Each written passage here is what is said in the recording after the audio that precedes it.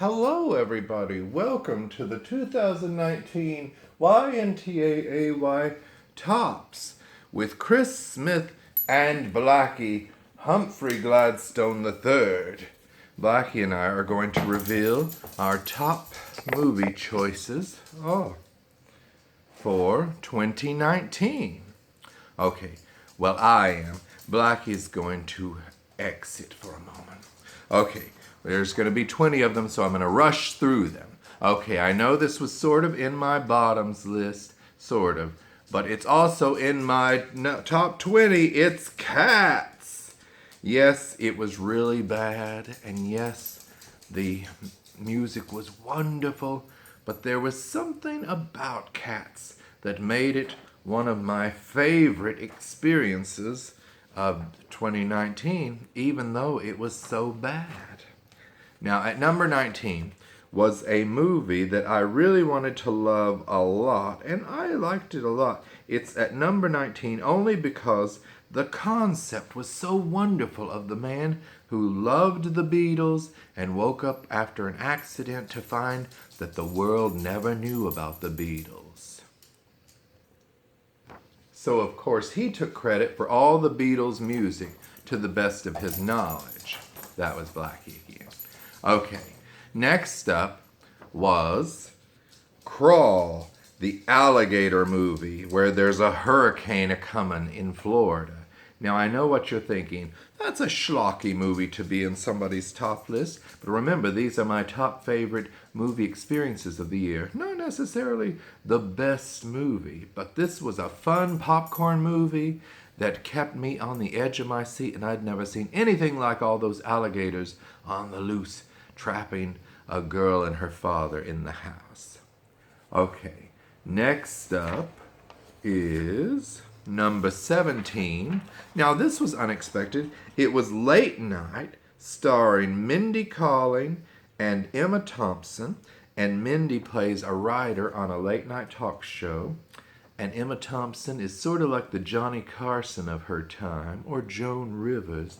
And her ratings are starting to slide. She's starting to get older, and they want to reinvigorate her show. And Mindy is part of the way to do it. Oh, I just thought it was so much fun and had so much heart. Now, another one is Shazam. It is my number 16 choice.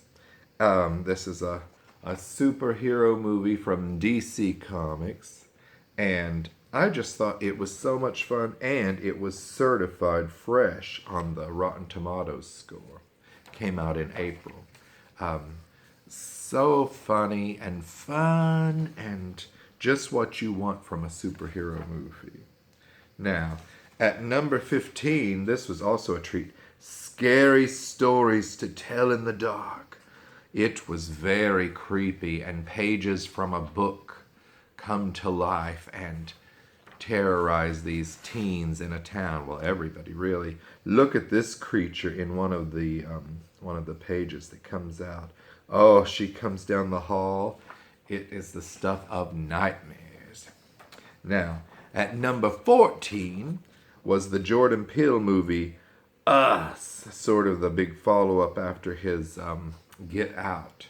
And Us is just a chilling movie of doppelgangers and an underworld where our lookalikes. I don't even remember now what they were, but it doesn't matter. I'm not going to give anything away because it was early in the year and I don't remember, but I know I loved it. Now, at number 13 is Toy Story 4. Oh, those Toy Story movies are so good. And this one introduced Forky.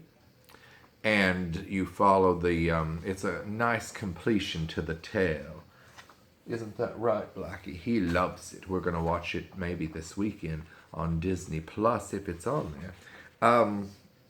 Now, yes, that's number 13. Now, at number 12 was the murder mystery Knives Out with Christopher Plummer and Jamie Lee Curtis and Daniel Craig and everybody. And look, they made collectibles for all the characters. Now, I don't have them all. Here's the Jamie Lee Curtis one. And look, it says, nothing brings a family together like murder. Wouldn't that be a beautiful poster to have in your house? Here's another with Chris Evans. And of course, here's the Daniel Craig one. He's the detective, and this family has a murder in it, and he has to solve the murder of who killed the old patriarch. Now, at number 11 is Judy, starring Renee Zellweger. Now, the performance of Renee Zellweger is better than the movie itself, but the movie is a class act, and it's based on the play, not called Judy, what was it called? The End of the Rainbow, which I saw years ago at the Amundsen Theater. And Renee Zellweger does an amazing job. So I think you all will like that. Now, at number 10 is Harriet, starring Cynthia Erivo, who you remember on Broadway in the Color Purple revival. And this is a beautifully told story, and Cynthia does a bang-up job. I was so happy when she got the Oscar nomination. And then this follow-up to The Shining, based on the Stephen King novel, is Dr. Sleep, that follows the little boy who rode his little big wheels all over the Overlook Hotel. Now he's a grown-up man. He still has the shining psychic ability, and he's in touch with a little girl who also has it, and some vampire-type people who will suck your energy right out of you and kill you and feed on your fear. It was chilling. I think you all will enjoy Dr. Sleep. Now, next up, oh dear, what number are we? I always mix up the papers. Next up is at number 8, 1917. It was directed by Sam Mendes, and the DP is our friend Roger Deakins.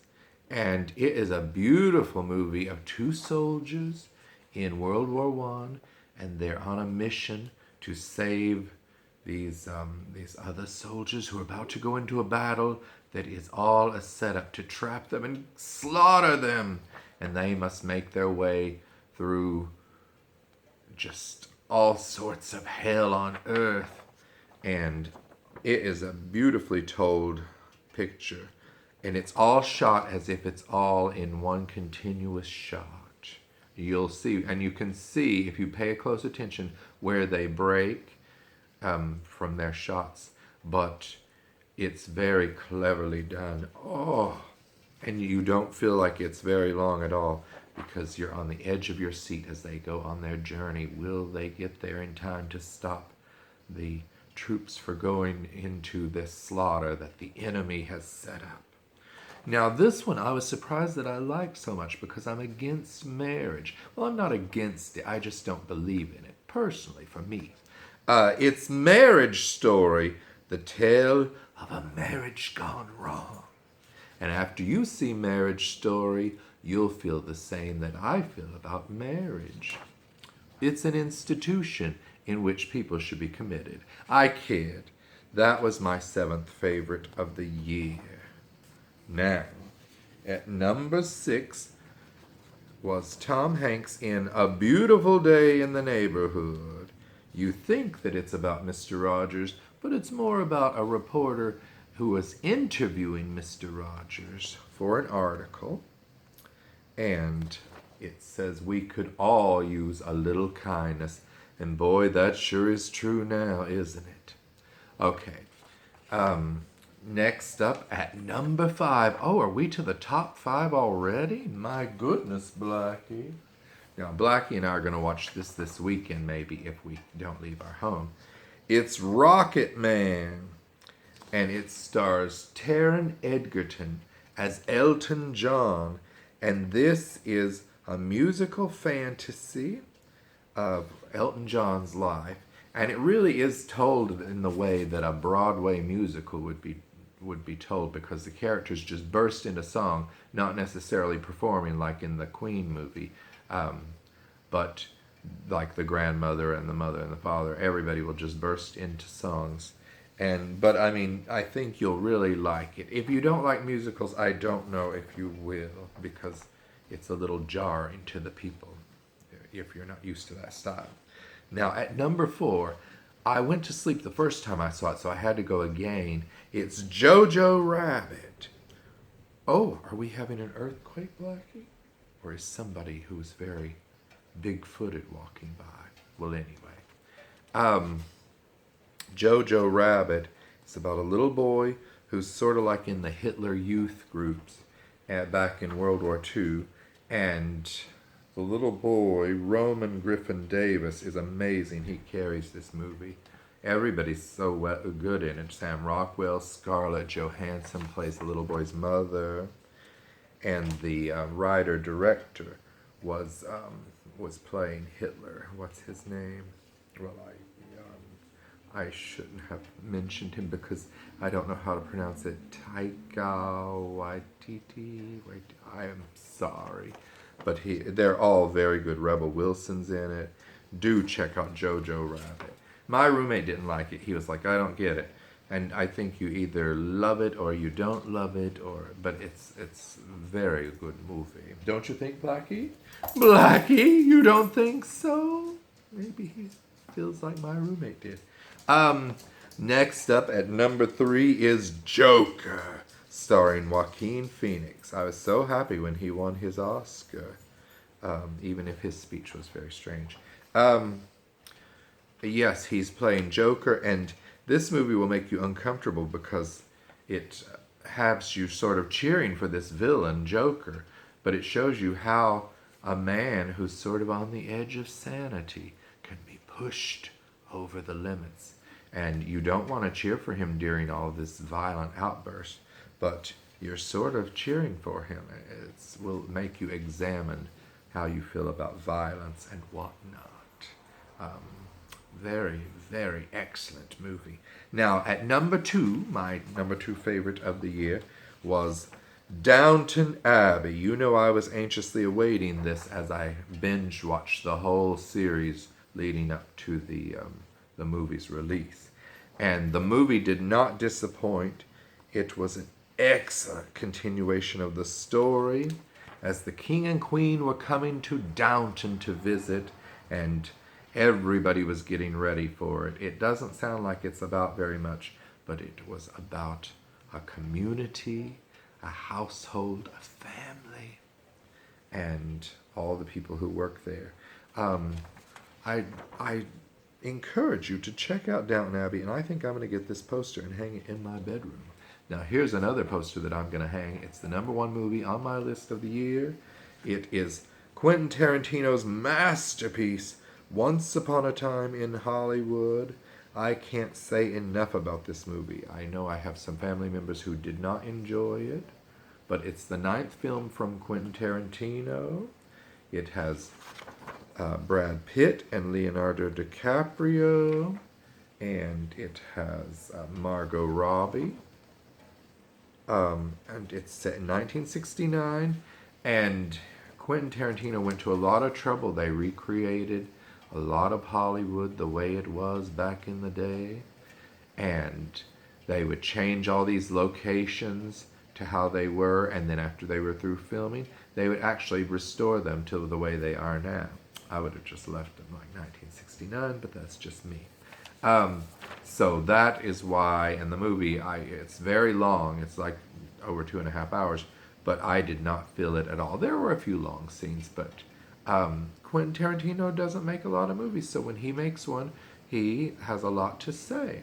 So that is why Once Upon a Time in Hollywood is my favorite of the year. And look at that poster. It's an old school movie poster. Just gorgeous.